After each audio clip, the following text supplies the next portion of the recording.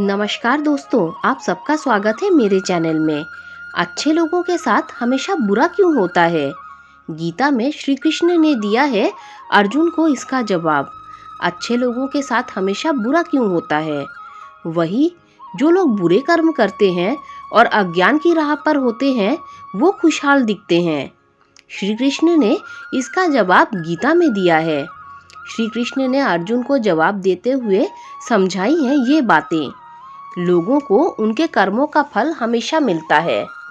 गीता सार, आपने महसूस किया होगा कि जो लोग अच्छे कर्म करते हैं वो परेशान रहते हैं, वही जो बुरे कर्म करते हैं वो खुशी से रह रहे होते हैं।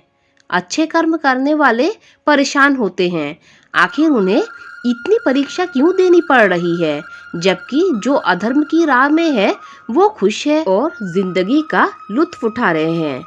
अगर आपके मन में ये सवाल आया है तो आज हम आपको इसका जवाब देंगे। ये जवाब वो है जो भगवत गीता में लिखा है और श्री कृष्ण ने अर्जुन को दिया था। भगवत गीता में वर्णित कथा के अनुसार जब भी अर्जुन के मन में कोई दुविधा होती थी तो वो श्री कृष्ण के पास पहुंच जाते थे। एक बार की बात है, अर्जुन भगवान श्री कृष्ण के समीप आकर कहे कि वो दुविधा में है और इसका जवाब वो श्री कृष्ण से चाहते हैं। श्री कृष्ण ने पूछा कि क्या सवाल है? अर्जुन ने कहा, मुझे ये जानना है कि अच्छे लोगों के साथ हमेशा बुरा ही क्यों होता है, वही बुरे लोग खुशहाल दिखते हैं। अर्जुन के मुंह में से ऐसी बात सुनकर श्री कृष्ण मुस्कुराए और कहा, मनुष्य जैसा सोचता है और महसूस करता है वैसा कुछ नहीं होता है, बल्कि अज्ञानता की वजह से वो सच्चाई को समझ नहीं पाता। अर्जुन उनकी ये बातें समझ नहीं पाए। इसके बाद श्री कृष्ण ने जो कहा वो जानते हैं। श्री कृष्ण ने अर्जुन से कहा, पार्थ, मैं तुम्हें एक कथा सुनाता हूँ। उसे सुनकर तुम समझ जाओगे कि हर प्राणी को उसके जीवन के कर्म के हिसाब से ही फल मिलता है।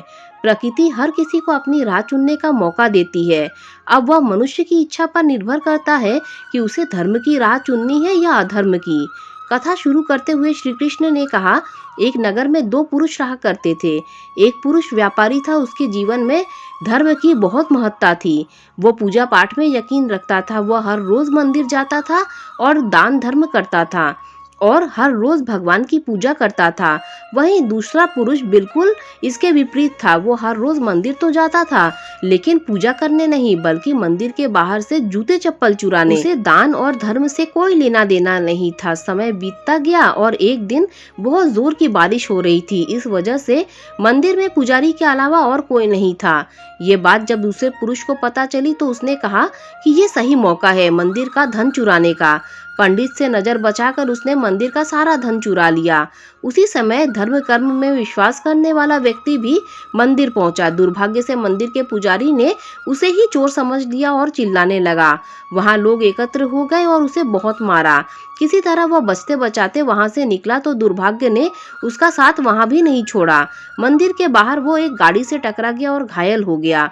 फिर वो व्यापारी लंगड़ाते हुए घर जाने लगा तो रास्ते में उसकी मुलाकात उस पुरुष से हुई जिसने मंदिर से धन चुराया था। उसने कहा, आज तो मेरी किस्मत चमक गई, एक साथ इतना सारा धन मिल गया।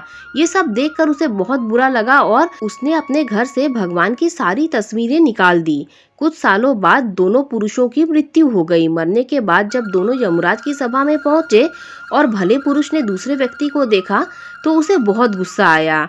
उसने क्रोधित होकर यमराज से पूछ ही लिया, मैं तो हमेशा अच्छे कर्म करता था, दान में विश्वास रखता था, उसके बदले जीवन भर मुझे अपमान और दर्द ही मिला और उस व्यक्ति को नोटों से भरी पोटली। आखिर ऐसा भेदभाव क्यों? इस पर यमराज ने कहा, पुत्र, तुम गलत समझ रहे हो।